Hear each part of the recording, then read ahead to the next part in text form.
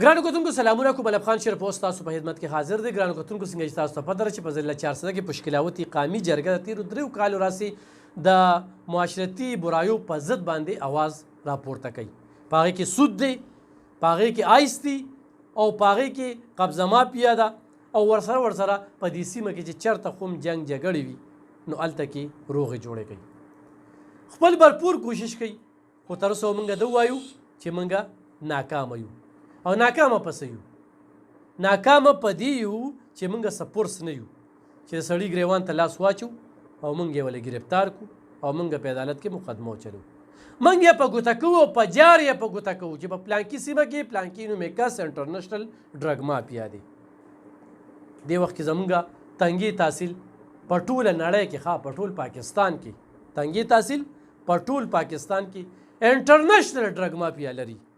بیا شب قدر او په دې اقله باندې 400 تحصیل محفوظه دي. زه یو لفظ استعمالوم په جار باندې انټرنیشنل ډرګ مافیا. نو دا د چا ناکامي ده؟ د ادارو ناکامي ده. اوس دغه خلک یو خبره کوي چې موږ یې خو دلته نه کوو یار، موږ یې خو بار کوو. نو دا بار ته چې کوم دی نو دا په دې ایرپورټ باندې ځي. په کوم ایرپورټ باندې ځي؟ د پیښور، لاهور، اسلام آباد، کراچۍ. اوس په دغه ایرپورټ کې څوک وي؟ ادارو والا وي. د دغه ادارو والا په مخ څپېړه ده چې دا دې په سینګه وځي. څوک یې په وجود کې وړي او باتروم کې کیني، ځان یې پړسولي، په ځان باندې نخرې تېرې کړي، ډېرې میندې خویندې کونډې شوې. ګرانو کتونکو اوس پولیس کوم ځای کې ناکامه دي. پولیس چې کله سرلښکر دی، تکړه وي، نو کله هم نشي ناکامه کېدی. په بعض ځینو کې پولیس والا یریدلي دي، په بعض ځینو کې بعضې پولیس خلکاران د دغې خلکو سره ملو وي، د دغې خلکو په حجرو کې چیس کي او دغې خلکو سره رالشي یې بس پیسې ترې خوري.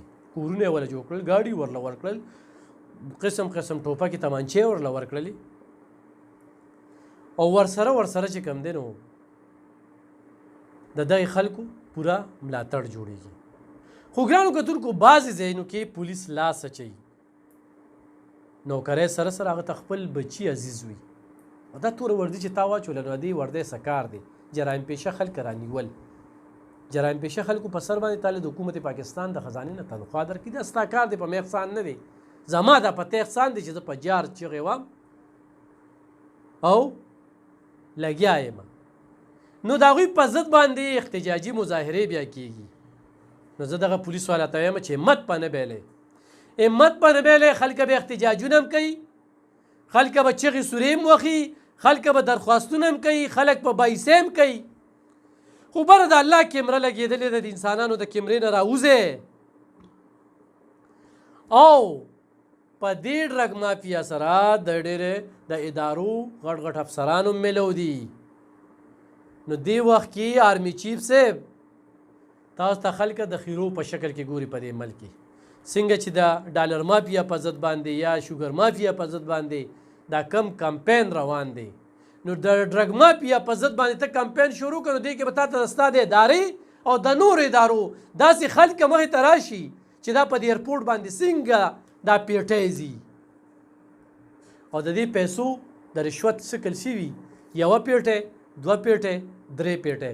پیټی کې څه وي؟ یو پیټی کې 50 لاک وي. داسې په دې قسمه چې کوم دی نو دا رشوت وي. د دې نور هم داسې ښه نومونه دي، دې وخت کې زما ذهن ته نه راځي، خو په دغه طریقو باندې دا څیزونه چې کومه ده دا تقسیموي. نو ګرانو کتونکو نن چې د پولیس خلاف څوک هم مظاهرې کوي نو ګورئ دې کې ډېر سهولتکار وي، په پولیس باندې پرشر اچولو کوشش کوي. نو پشکلاوتي قامي جرګه د دغه شان پولیس والا ملګري دي، هغوی سره څنګ په څنګ ولاړ دي، د هغوی ملاتړ کوي، هغوی له هر څه ته تیار دي. دې وخت کې ګرانو کتونکو پشکلاوتي قامي جرګه تنظیمونه مات شوي دي، نوې تنظیمونه جوړېږي، په تنګي کې هم جوړېږي، په شب قدر کې هم جوړېږي، په 400 تحصیل کې هم جوړېږي او په ضلع کې هم جوړېږي. مقصد یې نه ووټ دی او نه نوټ دی.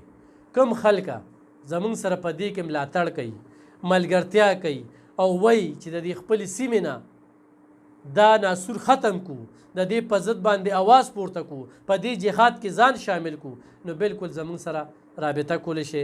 دا زموږ او ستاسو ذمهواري ده او دا ذمهوارۍ باندې چپ نه دي پاتې کېدل.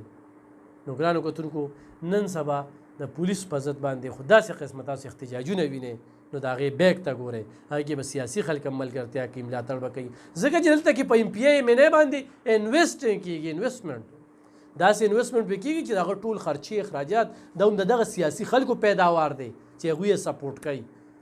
نو زموږ دغه شان سیاسي خلک نه دي په کار. موږ د خپله سیمه صفا غواړو او د صفا دپاره به موږ اواز پورته کوو، او چې کوم پولیس والا په دې کې ککړ وي نو هغه پولیس والا زمونږ دشمن دی. او زه نگران وزیر اعظم ته هم دې وخت کې ویم، انورالحق کاکړ صاحب، چې دې وخت کې په بعضې څیزونو کې ته ککړې، نو د دې په ضد باندې خو هم اواز پورته کړه. یو ډرګ مافیا چې راګیر کړه، د IMF قرضه دله ختمولی شي، په موږ دا قرض ختمېدی شي او زموږ د روپۍ قیمت او موږ ته ارزاني راتلی شي. ولې نه غواړئ تاسو غواړئ نه چې قام په ترقۍ وي، تاسو ته دا خوشحالي وي چې قام څومره ذلیل او خوار وي او چغې وخي، نو تاسو خوشحالېږئ. نو الله پاک مو شرموه چې کم سیاسي خلک دې ملک سره دوکه کوي، کم بیروکریټ دې ملک سره دوکه کوي، نو یا الله مونږ خو ډېر کمزوري یو، په چغو سرو ځان لم القوچ که خبرې م نوري، خدای تی د سمندر د ځناورو د کبانو خوراک کړي او تی ذلیل او خوار کړي، په دې دنیا باندې مو شرموه، په آخرت یې مو شرموه. خیرې کولی شو ټول قام ته ځایم چې په دې باندې امین ووایې او دې ملک سره چې چا هم دوکه کړې ده، ذلیل او خوار دی، ذلیل او خوار دی او ذلیل او خوار دی چې چا هم دوکه کړې ده. نو دې وخت کې چې د قام سره کومه دوکه کېږي، کوم پراټ کېږي، نو